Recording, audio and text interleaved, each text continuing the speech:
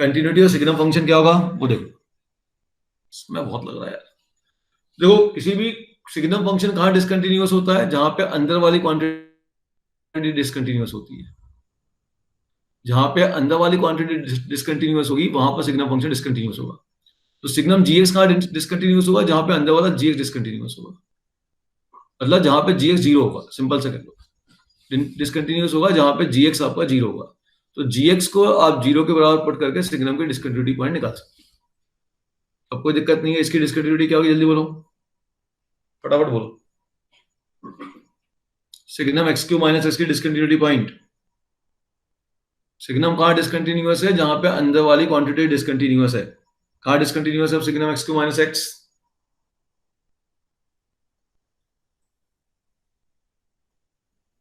ना कितना simple question है। सिग्नम कहाँ डिसकंटिन्यूअस है, जहां पे अंदर वाली क्वांटिटी जीरो है। तो x cube minus x equal to zero, x equal to zero plus minus one हो गया पॉइंट ऑफ डिसकंटिन्यूटी। सबको जीरो पुट कर लो, ठीक।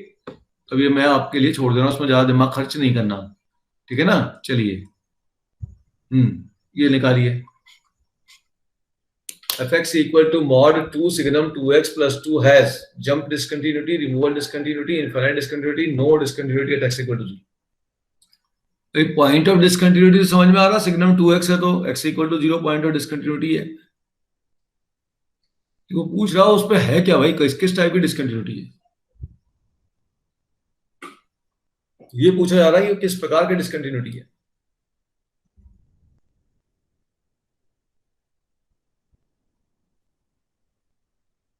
सिग्नम एक्स की डेफिनेशन क्या होती है पहले तो बताओ। सिग्नम एक्स हम लेते हैं प्लस वन इफ सिग्नम के अंदर की क्वांटिटी जीरो से बड़ी होती है, जीरो इस सिग्नम के अंदर की क्वांटिटी जीरो होती है, माइनस वन इस सिग्नम के अंदर की क्वांटिटी जीरो से छोटी होती है। ये आपके पास है सिग्नम एक्स। तो अगर आप डेफिनेशन से देखो सिग्नम 2x क्या हो जाएगा, या ग्राफ देख लूं तो ग्राफ क्या होता है सिग्नम एक्स का, जीरो पे जीरो, जीरो से बड़े पे वन, जीरो से छोटे पे माइनस वन। अब कोई अंतर नहीं पड़ता यहाँ एक्स हो जाए, यहाँ 2x हो जाए, या यहाँ साइन एक्स हो जाए, या कॉस एक्स हो जाए, या लॉग एक्स हो जाए, वैल्यू तो यही आएगी हर बार। वैल्यू में तो कोई फर्क नहीं पड़ने वाला, ठीक है ना। अब अगर मान लो यहाँ पे सिग्नम 2x भी मैं लिखूंगा तो व्हाट इज सिग्नम 2x, यही रिजल्ट आएगा। 2x जीरो से बड़ा, 2x जीरो के इक्वल, 2x जीरो से छोटा, ग्राफ तो ही बनना है, वन माइनस वन ये। अब मैंने लगा दिया, इसमें मॉड लगा दो। जैसे ही मॉड लगाया ये ग्राफ कहां पहुंच गया, नीचे वाला ग्राफ ऊपर पहुंच गया। मॉड लगाते ही, मॉड लगाते ही नीचे वाला ग्राफ कहां पहुंच गया, देखो ऊपर पहुंच गया, ये हो गया, ठीक। अब मैंने कहा जो ये ग्राफ बना है, ये ग्राफ बना है अभी मॉड 2 सिग्नम 2x, या 2 और मल्टीप्लाई कर लो तो ये 2 पे पहुंच जाएगा, ये वैल्यू 2 हो जाएगी। 2 से मल्टीप्लाई कर दिया ना तो सब जगह 2 टू 2 आ गई, तो ये वैल्यू 2 हो गई। मैं इसका अलग से बना देता हूँ। सिग्नम 2x क्या होगा, तो सिग्नम 2x का भी ग्राफ अगर आप बनाओगे तो यही बनेगा, 1 बनेगा, माइनस 1 बनेगा, सिग्नम 2x का ग्राफ। अब उसको मैंने कहा 2 सिग्नम 2x बना दो, तो 2 सिग्नम 2x बनाओगे तो 1 की जगह 2 कर देना, ये माइनस 2 कर देना, 2 सिग्नम 2x हो गया। मान लो लेंथ 2 है, 1 की जगह 2 है, स्केल आपने कम कर दिया। अच्छा, फिर उसका मॉड लिया, तो मॉड लेते ही नीचे वाला ग्राफ कहां पहुंच जाएगा, ऊपर पहुंच जाएगा। तो अब आपके पास ग्राफ ये बन जाएगा, फ्री कट जाएगा, ठीक है। अब उस आपने कहा कि उसमें प्लस 2 और कर दो, तो इस ये जो ग्राफ बना इसको 2 यूनिट ऊपर उठा दो। अब जो ग्राफ बनेगा वो क्या बनेगा, देखो अब इसको मैं 2 यूनिट ऊपर उठा रहा हूं। ये आपका ओरिजिन जीरो है, ये ओरिजिन जीरो का जीरो ही रहेगा। ओरिजिन तो ग्राफ को उठाना है, ग्राफ ये थोड़ी, ये तो एक्सिस है, ये थोड़ी उठेगा। इस एक्सिस पे एक पॉइंट है बस, ये एक्सिस पे पॉइंट है। जब मैं ग्राफ को उठाऊंगा तो उस ग्राफ के अंदर, इसके ग्राफ के अंदर ये है mod 2 signum x, 2 signum 2x। इसके ग्राफ के अंदर ध्यान रखिएगा 0 पॉइंट भी आ रहा है। जब मैं इसको ऊपर अपलिफ्ट करूंगा तो 0 पॉइंट भी 2 यूनिट ऊपर अपलिफ्ट हो जाएगा। ये पॉइंट यहाँ पहुंच जाएगा 2 पे, और जब 2 की वैल्यू थी 4 पे पहुंच जाएगी। ये आपके पास जाएगा y इक्वल टू 4 की लाइन होगी। ये इसका फाइनल जो है ग्राफ बनेगा। अब ये बताओ कि ये जो ग्राफ बना है ये किस प्रकार के डिसकंटिन्यूटी को रिप्रेजेंट कर रहा है। ग्राफ से देख लेते हैं। जंप डिसकंटिन्यूटी नहीं, जंप तो है ही नहीं क्योंकि लेफ्ट और राइट की लिमिट तो सेम है। ओके, रिमूवल डिसकंटिन्यूटी, यस ये पॉसिबल है क्योंकि इसकी डेफिनेशन जो 2 आ रही है, 0 पे 2 आ रही है, अगर 0 पे 2 की 4 डिफाइन कर दूं तो रिमूवल डिसकंटिन्यूटी है। इनफाइनाइट डिसकंटिन्यूटी है ही नहीं, फाइनाइट है, 4 है। नो डिसकंटिन्यूटी नहीं, डिसकंटिन्यूटी तो है, तो ऑप्शन बी करेक्ट। अपने को समय केवल इसलिए लग रहा है क्योंकि अपन हर टाइप के 2-2 क्वेश्चन, 3-3 क्वेश्चन ले रहे हैं। ज्यादातर क्या होता है, हर टाइप का एक क्वेश्चन लिया, बाकी बच्चों पे छोड़ दिया। थोड़ा सा प्रैक्टिस हो जा रही है, लेकिन अब थोड़ा समय देना पड़ेगा फिर आपको, नहीं तो मैं भी उसी स्टाइल में आ जाता हूँ। तुम लोग घर पे प्रैक्टिस नहीं कर रहे हो यार, मजा नहीं आ रहा। शीट कितनी सॉल्व हुई? शीट सॉल्व करो, कल मैं पूछूंगा सबसे शीट कितनी सॉल्व हुई, डाउट लूंगा। आ जाओ इस question. fx equal to signum x minus 2 into greatest integer log x between 1 to 3, fraction part of x square, x is between 3 to 3.5। देखो जो कंडीशन ग्रेटेस्ट इंटीजर की है वही कंडीशन फ्रैक्शन पार्ट की भी है। फ्रैक्शन पार्ट के लिए भी अंदर वाली क्वांटिटी क्या होनी चाहिए, इंटीजर होनी चाहिए, ठीक है ना। या फ्रैक्शन पार्ट को आप लिख लो x minus greatest integer x। अब हमने बताया, ये बताओ कि बेटा कहाँ find the point where the continuity of f should be checked, कहाँ चेक करनी चाहिए वो बताओ, and also find the point of discontinuity. पहले तो ये पता करो किस किस पॉइंट पे से कंटिन्यूटी की हम जांच करें।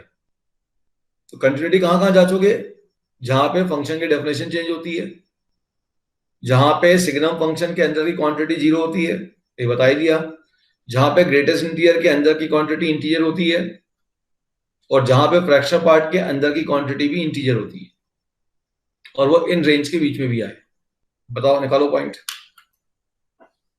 एक क्वेश्चन में सब चीज समेट दी। ई कहां से आ गया, लॉग के लिए बेटा x पे ध्यान दीजिए, x 1 से 3 के बीच में है। देखो सबसे पहले ये देखो, सिग्नम x में तो कोई दिक्कत नहीं, x इक्वल टू 2, और ये 2 1 से 3 के बीच में आ रहा है, इसके अंदर भी x आना चाहिए ना बेटा, तो x इक्वल टू 2 तो हो गया। अब log x को इंटीजर होना चाहिए था, और x को 1 से 3 के बीच में होना चाहिए था, log 1 0,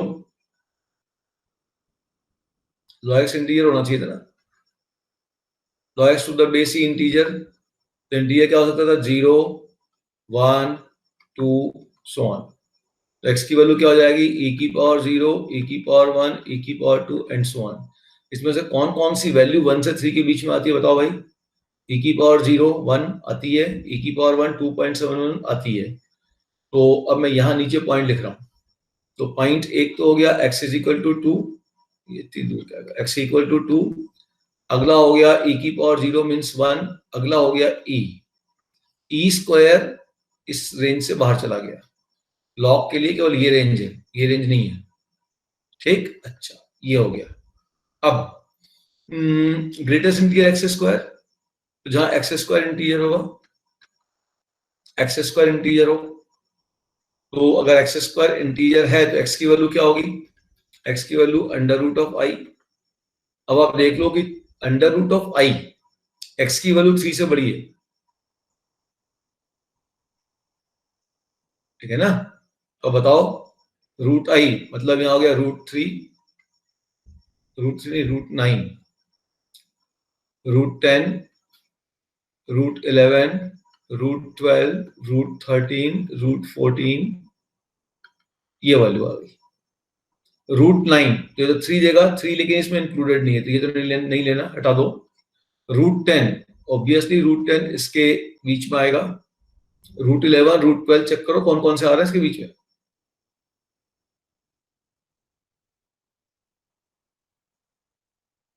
3.5 का होल स्क्वायर कितना होगा,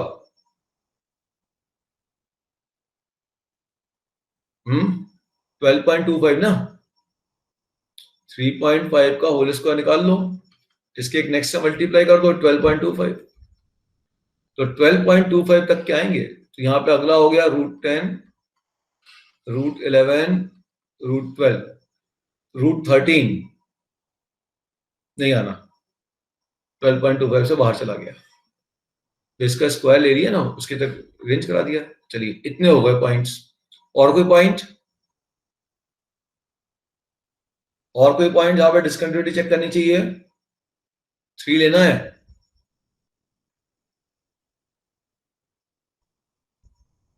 ये 0 होना चाहिए ना, 0 बस लेना है जहां पे 0 होता है।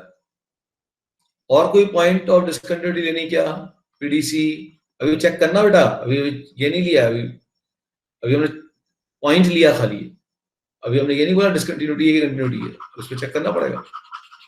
ये जो पॉइंट है जहां पे इसे हम कहेंगे डाउटफुल पॉइंट, अभी डिसीजन कहां हुआ इस पे? देखो इसमें कुछ और पॉइंट भी इंक्लूड होंगे, कौन कौन से? एनीबॉडी? एक तो ये डेफिनेशन कहां चेंज हो रही है? 3 पे, वो भी इंक्लूड होगा। और ये एंड पॉइंट भी इंक्लूड होगा 1, ऑलरेडी है, ये वाला एंड पॉइंट छूटा हुआ है 3.5। ठीक है, अब किस किस पॉइंट पे डिस्कंटिन्यूटी की जांच करनी ही है? 1 पे करनी पड़ेगी। यहां पे क्यों करनी पड़ रही है? क्योंकि दो फंक्शन मल्टीप्लीकेशन में है, हो सकता है कोई ये गड़बड़ कर दे, एक को 0 बना दे, तो नहीं कह सकता। 1 पे भी करनी पड़ेगी, 2 पे भी करनी पड़ेगी, ई पे भी करनी पड़ेगी, ये करनी पड़ेगी, इस पे सब पे करनी पड़ेगी।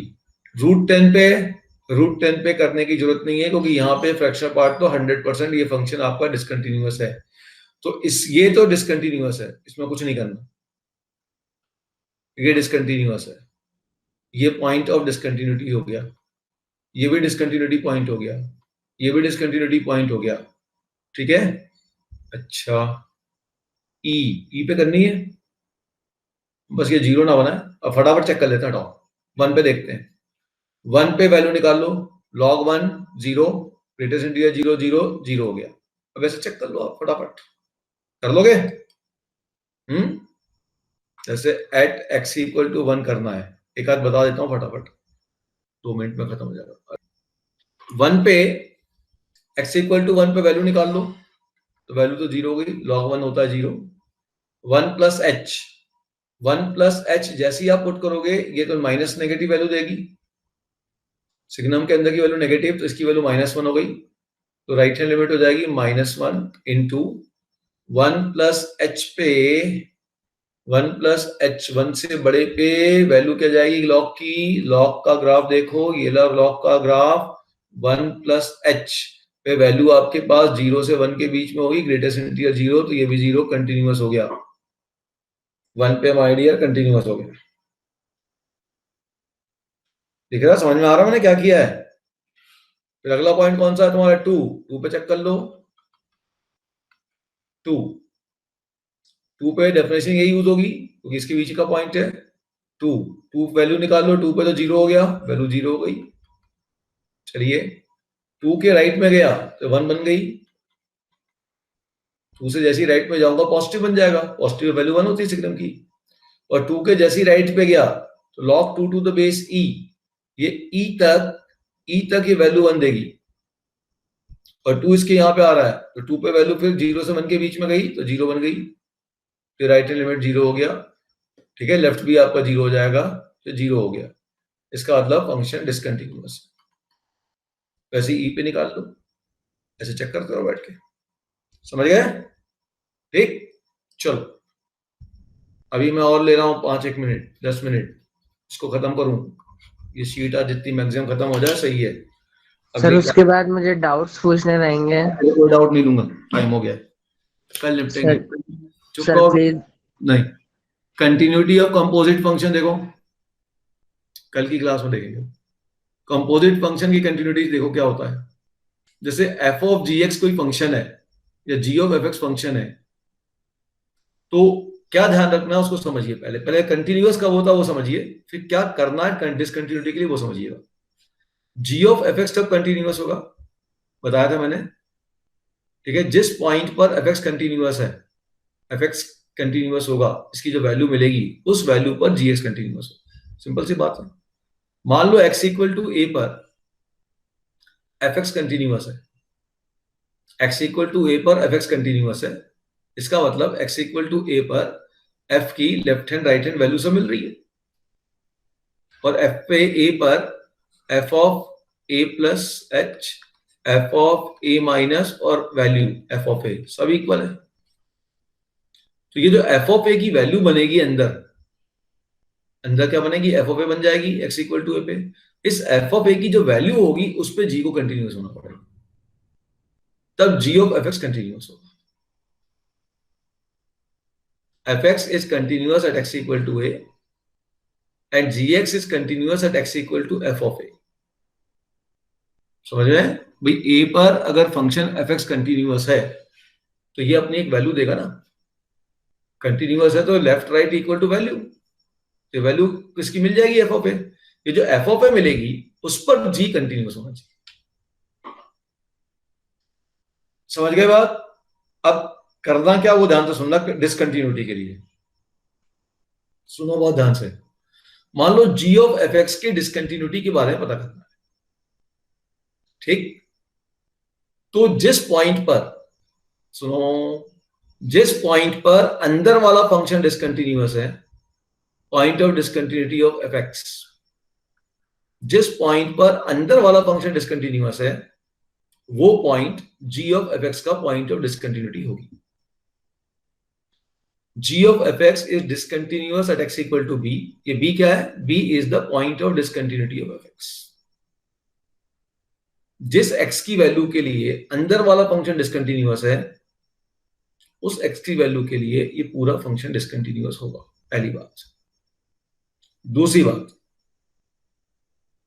बाहर वाला फंक्शन भी कहीं डिसकंटिन्यूअस होगा।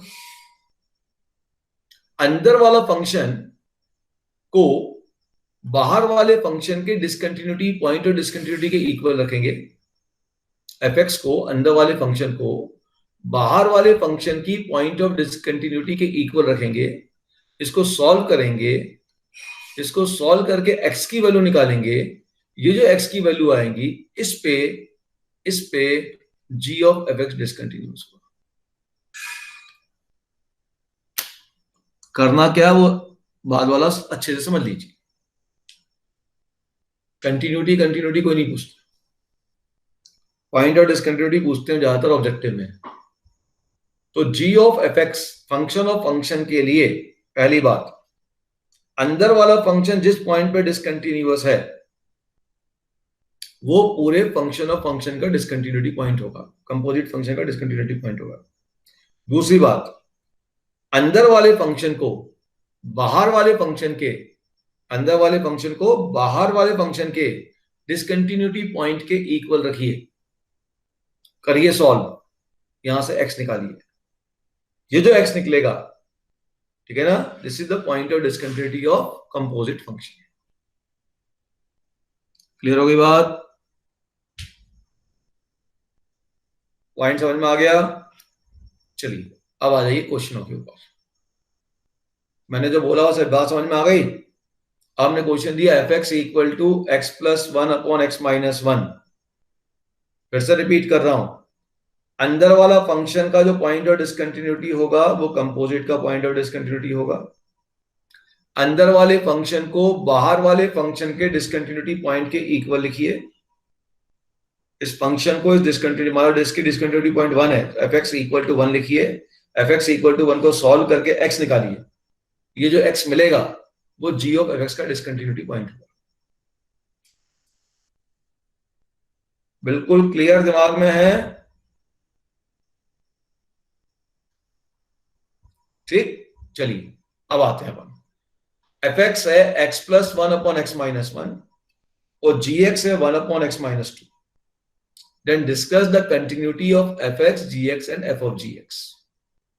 वो कंटिन्यूटी क्या हो, मालूम है, ये तो रैशनल फंक्शन है, ऊपर पोलिनोमियल नीचे पोलिनोमियल, वो तो जहां जहां डिनोमिनेटर गड़बड़ करेगा वहां वहां है डिसकंटिन्यूअस। तो बताइए एफ एक्स का डिसकंटिन्यूटी पॉइंट क्या है, डीसी ऑफ एफ एक्स क्या हो गया, x equal to 1। DC of g x क्या हो गया, rational function, x equal to 2। ठीक। अब एफ ऑफ जी एक्स का डीसी निकालना है। अब ध्यान से समझिएगा,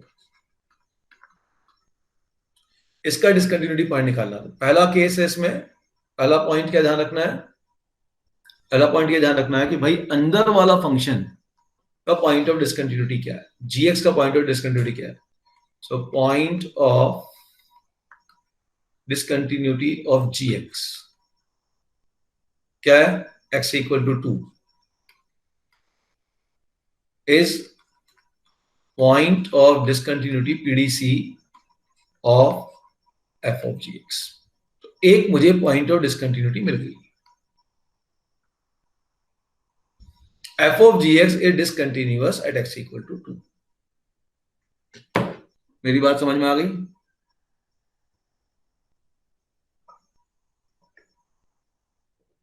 हाँ या ना? f of gx is discontinuous at x equal to 2। ठीक, पहला पॉइंट खत्म। दूसरा केस, अंदर वाले फंक्शन को बाहर वाले के डिसकंटिन्यूटी पॉइंट के इक्वल लिखना है। So what is discontinuity point of fx?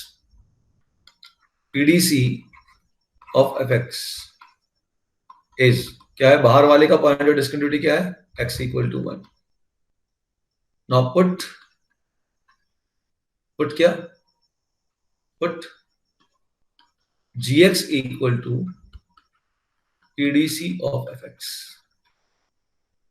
Now what is gx? What is gx here? gx क्या है, 1 upon x minus 2। 1 upon x minus 2 is point of discontinuity of fx। fx की point of discontinuity क्या निकाली थी अपन ने, 1 equal to 1। Cross it and solve it। So 1 equal to x minus 2 implies इधर भेज दें x equal to 3। So this is the second point of discontinuity। So point of discontinuity of f of gx are x is equal to 2 and x equal to 3। चलो अब last question इस पे देखो, फटाक से निकालो अब आप लोग आंसर निकालिए। fx equal to 1 upon x square minus 17x plus 66, then f of x upon x minus 2 is discontinuous at, ये gx है और ये fx है, कुछ नहीं, ये gx है, जो अंदर लिखा हुआ ना कुछ नहीं है, gx है, कंफ्यूज नहीं होगा उसमें। gx नाम ना देके gx फंक्शन ले दिया मैंने, और आपसे f of gx के बारे में पूछ लिया है। आ गया? सबसे पहला पॉइंट ऑफ डिसकंटिन्यूटी किसका देखना है, gx का, वो तो हो गया x इक्वल टू 2। फिर fx का पॉइंट ऑफ डिसकंटिन्यूटी निकालो, तो gx का निकल गया।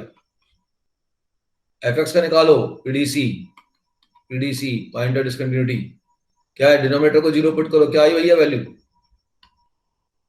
11 और 6 है ना, 6 और 11 दिख गई। अब ये gx को इसके इक्वल रखो, 6 के इक्वल रखो, x निकालो, x अपॉन x माइनस 2 को 11 के इक्वल लिखो, x निकालो, हो गया आंसर खत्म। ये तो फाइनल हो चुकी है, तो 2 तो सब में आ रहा है, इससे और निकाल लो x। मेरे ख्याल से क्या आ रहा, सी आ गया सबका। चलिए आपके लिए क्वेश्चन दे रहा हूं, इस क्वेश्चन को पूरी तरीके से सॉल्व करिएगा, नोट करके ले आइए, स्क्रीनशॉट ले लीजिए।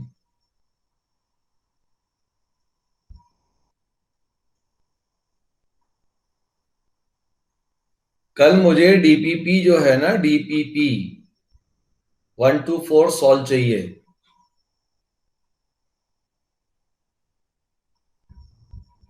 यहाँ केवल आप लोग घूमने के लिए थोड़ी आ रहे हो, सॉल्व भी करना पड़ेगा। वो डीपीपी में देख क्यों रहा हूं